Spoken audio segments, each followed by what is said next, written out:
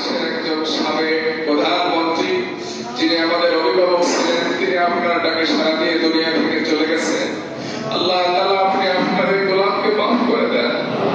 আল্লাহ আপনার এই বান্দির জানাজার মধ্যে যে সমস্ত মানুষগুলো হাজির হয়েছে তাদের দোয়াকে কবুল করে দিয়ে আপনার এই গোলামের ভুলগুলো ক্ষমা করে দিয়ে তাকে জান্নাতের কাতারে শামিল করে দিয়ে আল্লাহ তাআলা তাকে আপনি হযরত সুমাইয়া, হযরত খাদিজা, হযরত আয়েশা, আল্লাহ তাআলা উম্মাহাতুল মুমিনিনের কাতারে শামিল করে দিয়ে আল্লাহ তাআলা রব্বুল আলামিন তার রেখে যাওয়া তার আদর্শকে যাতে বাংলাদেশের মানুষ ধারণ করতে পারে সে তৌফিক দান করেন।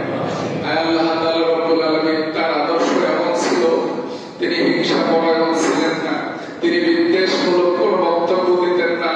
আমাদের দেশের সমস্ত রাজনৈতিক নেতা কর্মীদেরকে সেই আদর্শ ধারণ করার তৌফিক দান করেন। আল্লাহ তাআলা আমাদের সকলকে আপনি সুস্বাস্থ্য দান করেন।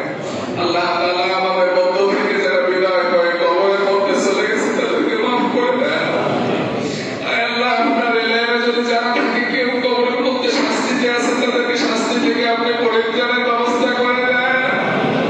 আল্লাহ বিশেষ করে আমাদের পিতামাতা যাদের অন্ধকার করে চলে গেছে তাদেরকে মাফ করে দেন। আপনার স্বপ্নগুলো আকাশ ছুবে প্রবাসীর হেলিকপ্টারের মাধ্যমে। বিয়ে, জন্মদিন অথবা যে কোনো বিশেষ প্রয়োজনে হেলিকপ্টার ভাড়া করতে যোগাযোগ করুন স্ক্রিনে দেয়া নাম্বারে। প্রবাসীর হেলিকপ্টার, নিরাপদ ও সাশ্রয়ী বাহনের বিশ্বস্ত নাম।